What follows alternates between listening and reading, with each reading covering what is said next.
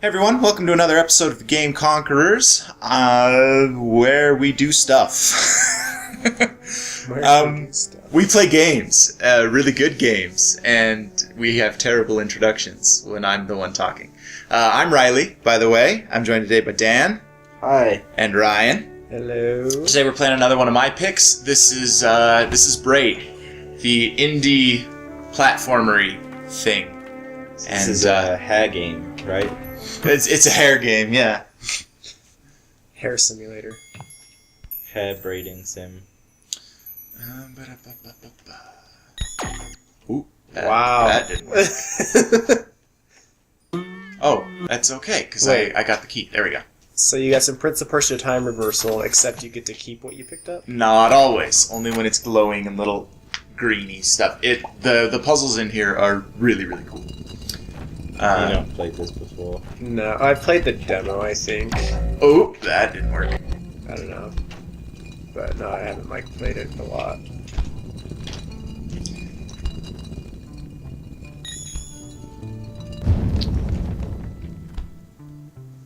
So I really like this game, but the visuals just give me a weird vibe. Really? Yeah. I'm not so sure how I feel about the visuals.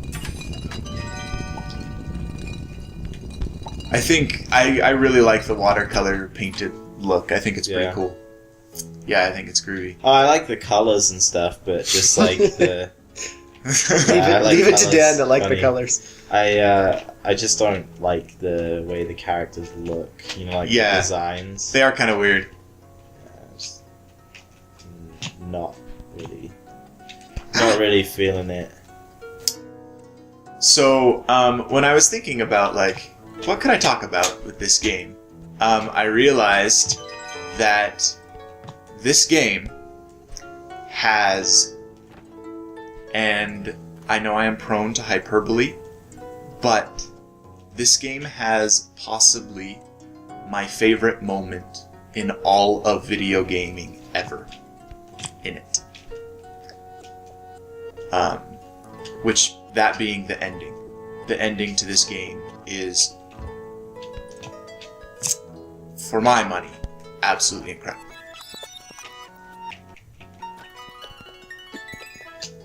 Nope.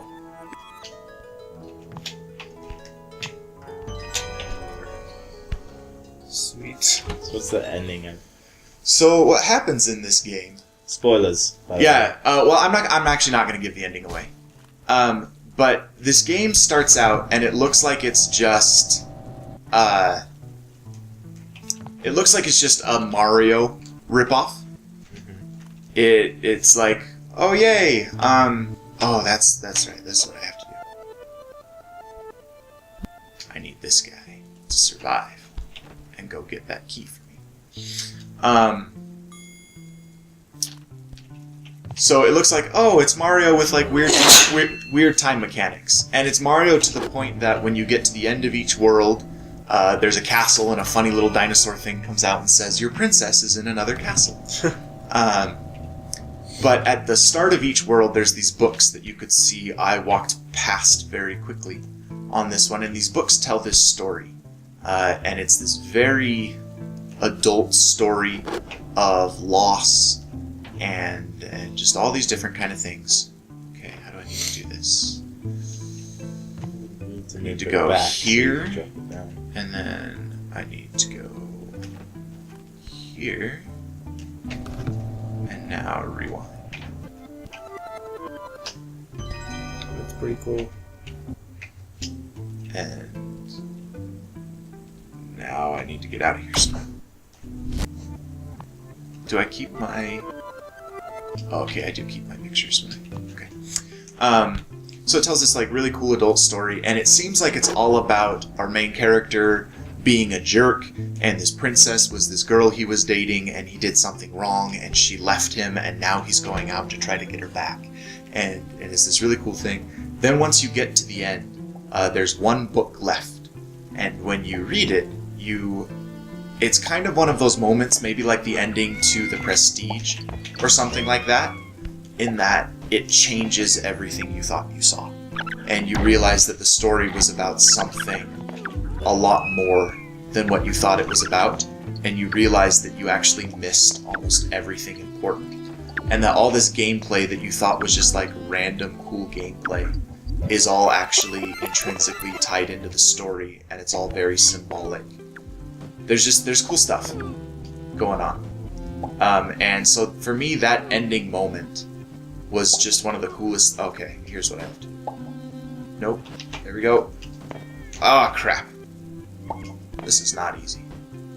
Anyways, I'm gonna skip this. But you get cool puzzles. That's the point of this. Oh, crap. I think he still died. But yeah, I really liked it. And that's all. And people who disagree with me, who are like, it's not that great, you can go ahead and disagree with me, and I actually get it. I understand exactly why you would. For one thing, it's not a very video gamey ending, but I really, really loved it. I thought it was one of the most emotionally impactful things I'd ever seen. Oops, that didn't work. Even more than Titanic? It's not possible. Even more than like there was not a single moment in The Last of Us was, I know I've talked about it before, it was absolutely incredible. I think it's almost a perfect game. There was not a moment in The Last of Us that got me as much as the ending to this game did. That didn't work. How am I supposed to get through? Hold on.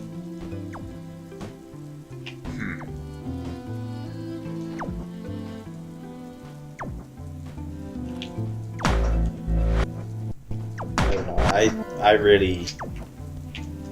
I really connected with the characters on The Last of Us. Oh, I did.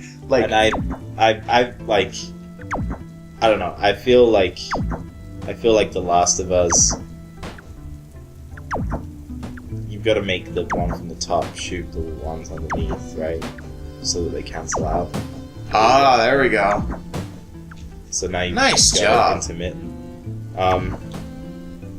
So yeah, like I don't know. I feel like I haven't played a game that has emotionally been as rich as The Last of Us before or since. Yeah, I agree. That's why I said it was my favorite moment. It's not the whole game through. Like, the whole game through, nothing compares to what The Last of Us did.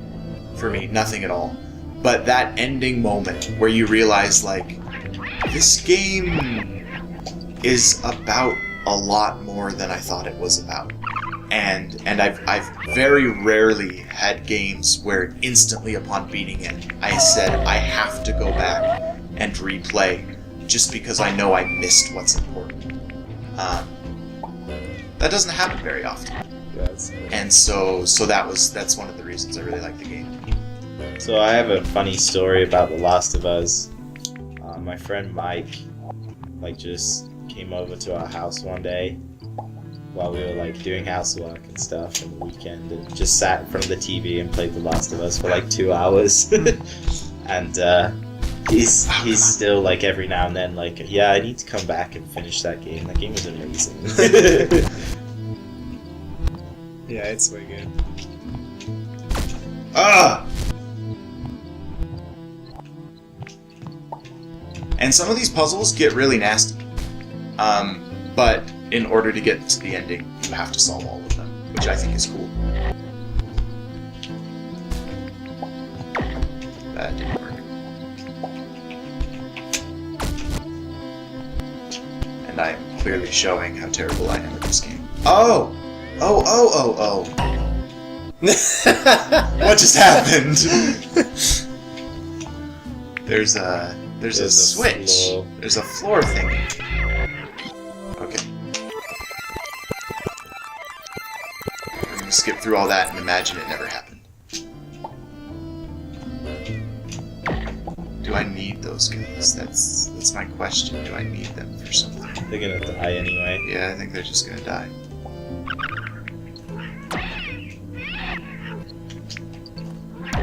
Oh, come on! I thought it would jump over me. This is funny. Well, if nothing else, there is humor here. Oh my gosh, dude. That thing just Mario'd you. Oh my gosh! These things suck! Okay, die. Oh, good grief. Oh man, that's awesome. I hate my life. It's a good thing there's no live limit or anything. Yeah, you can always just rewind stuff. So I've got to move that thing, but how do I move it? I don't understand. Maybe I have to kill everything? Or you could just move further on the level and see. Yeah, I'll see if there's another one I can solve somewhere here.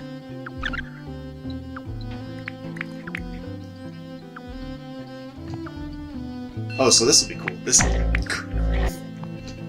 So look at those things. They're like the piranha things from Mario. I love it. Oh, that's cheating. I thought it was cool. Just use the same key. I thought it was pretty clever. Good grief.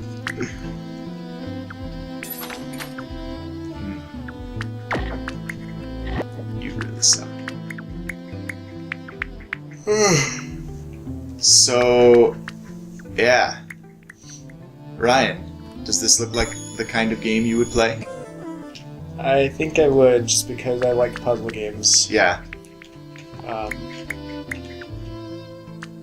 But just like, Doesn't it weird you out though? yeah, just by the look of it, it just doesn't look very interesting to me. Right. You know, like if I didn't see you playing it and see the cool puzzles, I don't think I'd be interested.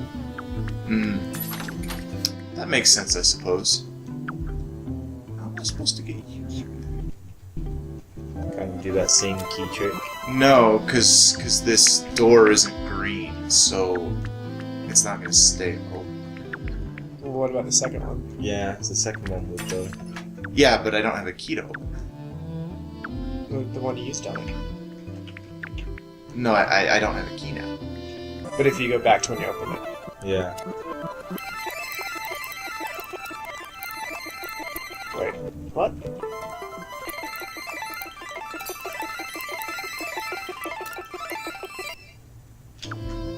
Yeah, I can't go back because this key is stuck.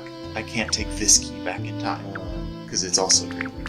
So, yeah, that's like... Oh, do you have to use the green key on the first door, then the other key on the green door? Oh. Maybe. Probably. That would mean I have to quit out and redo this. Conquered by your own game. I was conquered by my own game. So, also, although this game is pretty much amazing and it's one of those, like, indie darlings, you know, that it was kind of one of those early games that people realized, hey, these indie games can be as good as other stuff. And it opened the door As to... good as Super Nintendo games. That's it. Well, yeah. Or do things that hadn't been done before that were really cool. Like I said, like the ending to this game, I thought. But also, this game opened up games like Limbo, which I know Ryan really liked. Yeah. And all those kind of things. Yeah, I like this game. It looks weird. Yeah, it does look kind of weird. But, so as wonderful as it is, the creator of it is a complete bag. Like, Jonathan Blow. Oh, man. What a a name like Jonathan. What Blow. an arrogant dude. Seriously. He is the worst.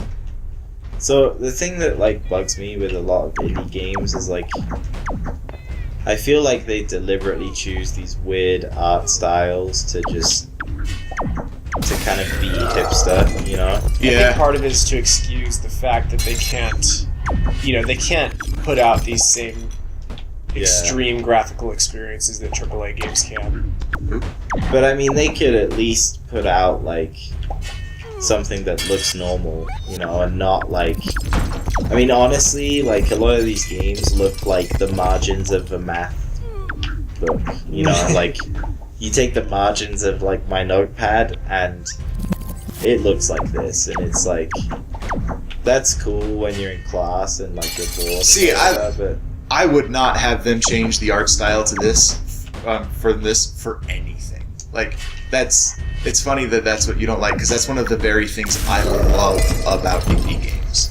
the art style. Yeah, is that they do all these weird art styles, and that, like, Cave Story Plus looks like an old 16-bit game. Like, I love it. I think it's awesome. But I don't know. I think there's a difference between hey, it looks like an old 16-bit game, and then it just looks plain weird. I don't know. Come on, dude. Move. I'm not trying to like Ah, push on the game though. I think it's a good game. different I just strokes. I think it looks weird. I think it looks like a painting, which I'm totally okay with. Come on.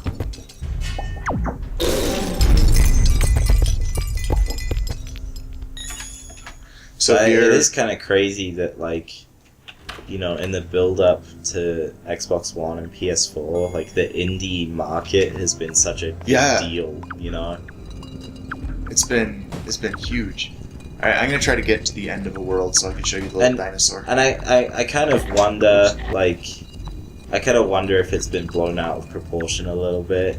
You know, like, just to sell units, they've kind of made a big deal of... I don't know. I think we have seen a lot of really cool indie stuff. A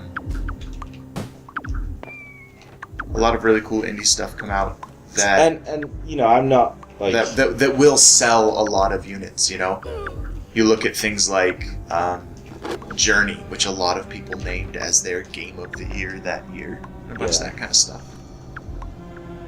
I think there's a lot of, like, good stuff with indie games, you know, but I do think, like, it's been overhyped a little bit because... Obviously, like, the more noise you make about how awesome your product is, like, the more you'll sell, you know? Yeah. And I think that, like... I don't know. I think that, like, Look, there's even a Mario flag. a lot of... Charmander, what are you doing here? It's like a Charmander Domo petty. I don't know. But I think that, like, you know, the indie stuff is... I think most of it is just, like, super clever marketing. Yeah, I don't know. But I do like this game. For me, I have probably spent more time on indie games lately than I have on big AAA games. I really like them a lot. And this goes back to what we were saying in our last episode about gaming is awesome. And if you're an indie game guy who likes these weird artistic things, hey, good news. There didn't used to be games for you. Now there are. Yeah, there's games for hipsters now. Yeah, if you're that hipster guy, if you just want Nobody wants to admit they're a hipster. if playing indie games makes me a hipster, then I am absolutely willing to be a hipster. If you They don't say have you're to a admit it 'cause hipster, you're they're- not a hipster. They don't have Like, to admit it because they're at home. Ah, They could just sit at home on YouTube and not let anyone know they're hipsters. So you can see here, now when I move, it moves time forward and back. So every single world introduces a new... And I can't... There we go. And it's hard to kill guys. Guys become invincible because they're, like, stuck in time. But...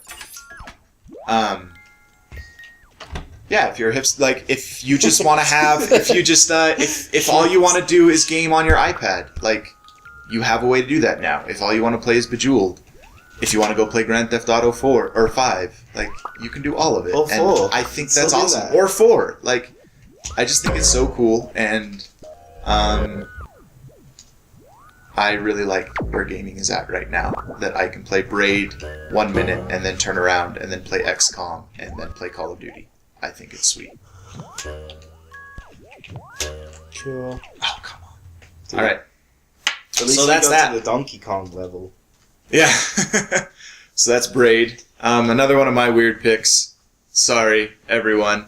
Sorry that I picked games that are weird, but I like them. But we're going to get to more normal ones later. So stay tuned! Yeah, right. He's got a hipster bone. I do have a hipster bone. That sounds really wrong.